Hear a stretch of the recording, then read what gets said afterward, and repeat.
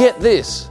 This is Moscow's Sheremetyevo Airport, Terminal E, and there's not a single human in sight. I can shout, I can do whatever I want. I can do push-ups, look. Oh, that's enough of that. G'day, another moving day. Baku to Le Castellet, via Moscow, via Paris, via Nice. I reckon it's going to be every bit of 28 hours, so let's get moving.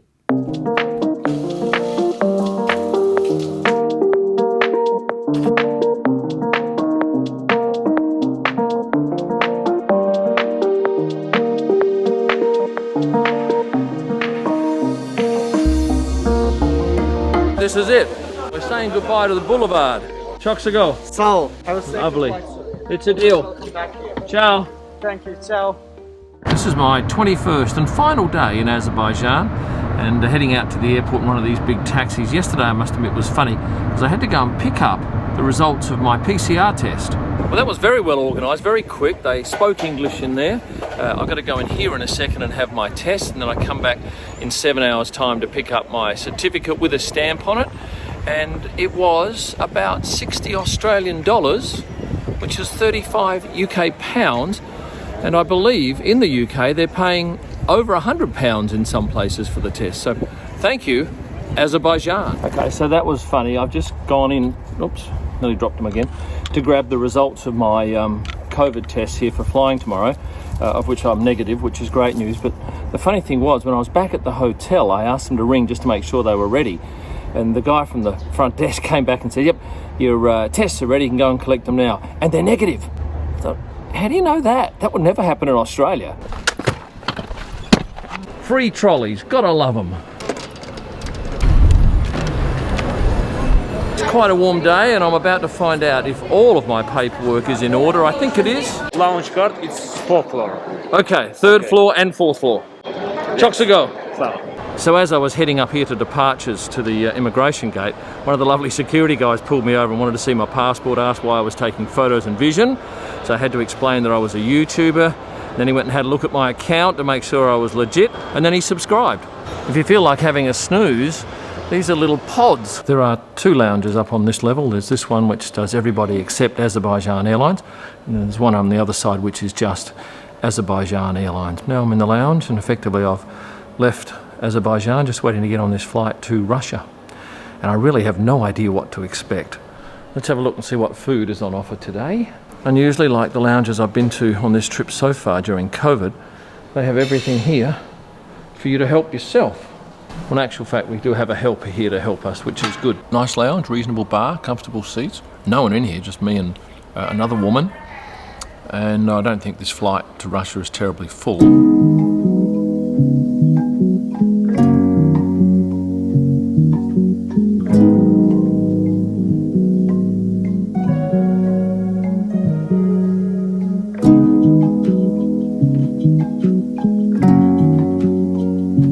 Great looking cabin.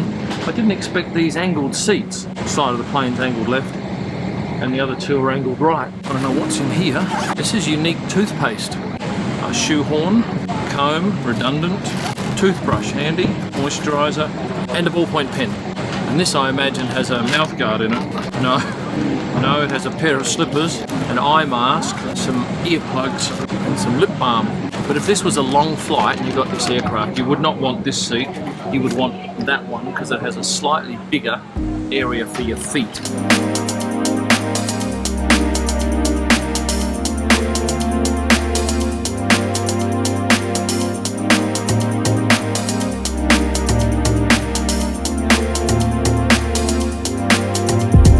That is very good. It's really light and frothy. And there's no complaints so far. The cabin's about half full. Service is great.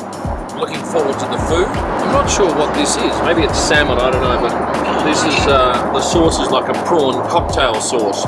This is definitely fish. In fact, it's halibut. Not great, but good. And probably good for me. That's a really nice chocolate, but it's impressive packaging. And the embossing of, I think that's, I don't even know what that is on the front of the chocolate, but it's very impressive.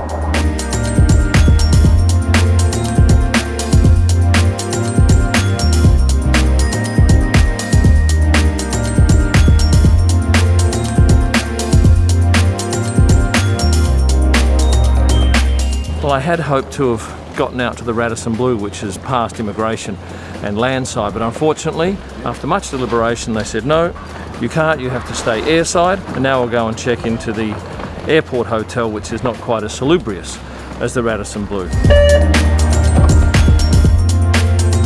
Up here is the Comfort Hotel that I am very hopeful being open. If not, I'll have to spend it in a capsule hotel. I don't think this is open. I think I'm going to be very disappointed. Oh, maybe not.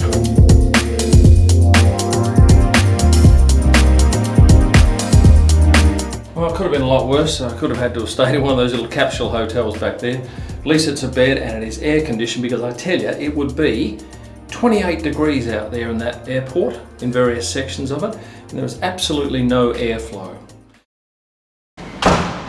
Well, that was a far better alternative than taking the 4 AM flight from Baku. This is one of Moscow's 2 major airports. This is Sheremetyevo. The whole of Terminal E is completely abandoned. There's no one for 200 metres that way. There's not another human for 200 metres that way. I have the whole place to myself. Ladies and gentlemen, we're now boarding passengers in rows 1 to 4. It's just a real freaky scene. To me, it's a bit like a ghost town or a horror movie set.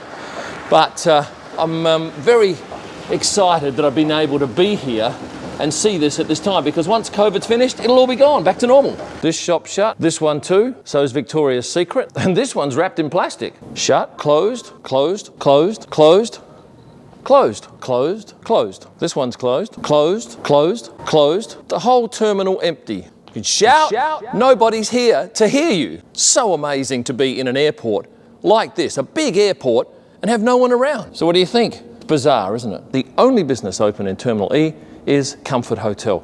Of course, there are passengers at the airport. This is Terminal D, and people are getting ready to take their flights. Mine leaves at 10:10 to Paris.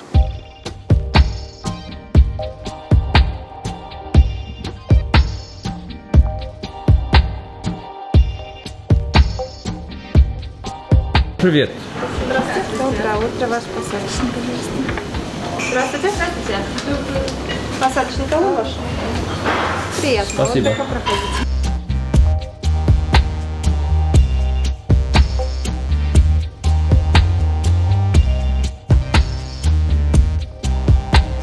Сделал приветствие. Спасибо. Well, this is a smaller plane. Well, this is actually a bus, but we're having to catch the bus out to a smaller plane for the flight to Paris. Спасибо большое. Thank you. 3А, прошу вас. I was in 3A, but then I waited until everyone boarded and asked if I could move to 1, which was free, and I've been given permission, so I have a bit more leg room. Now, I don't drink vodka, but given that I'm on a Russian airline, I thought I'd try some of the local fare, so here's cheers.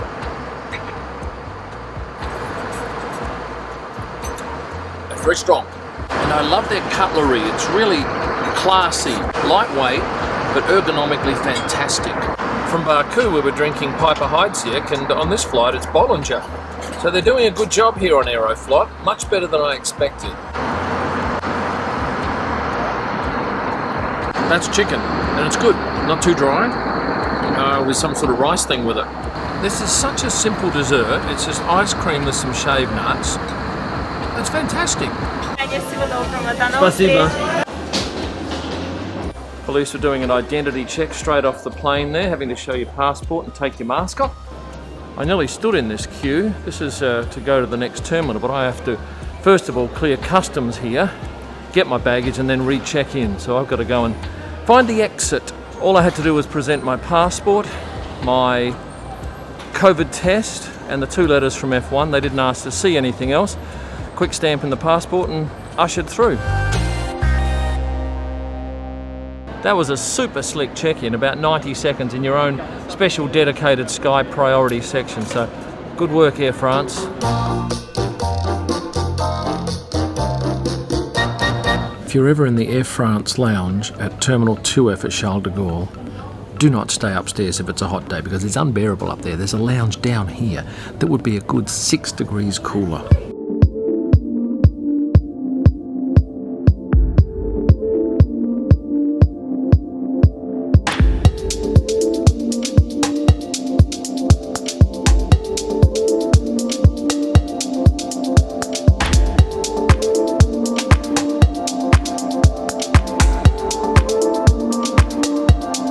when I looked at going Aeroflot, I was a little bit nervous, but I was a lot more nervous about going Ukraine Airlines because their reviews were terrible.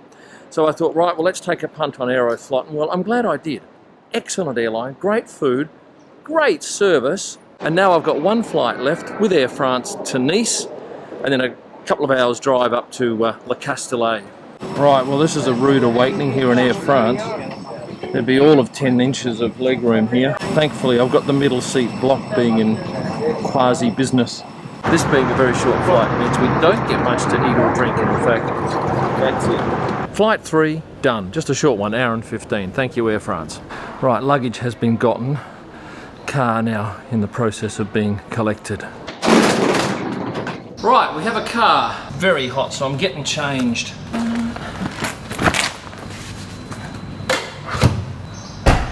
Let's go. Another toll. I'm collecting a shitload of receipts for these tolls. This is Mario, and this is Jean-Michel. Jean-Michel, nice Again? to meet you, Kim. Right, and this is where we're staying. Yeah. Well, I thought this was going to be a 28-hour trip. It's turned out to be a 31-hour trip from the time I left Baku to arriving here in La Beauce. But now I've got to edit this video for you. Please like and subscribe, notify, become a member if you want those freebies. And also there's a new feature on YouTube called Applause. Check that out. You'll find my F1 photo books and merchandise at kimillman.com. All of my photos are available for digital download at prostarpics.com. And for my best pictures live from the track and during the week, head to Instagram at Kim Illman. Thanks for watching and stay passionate.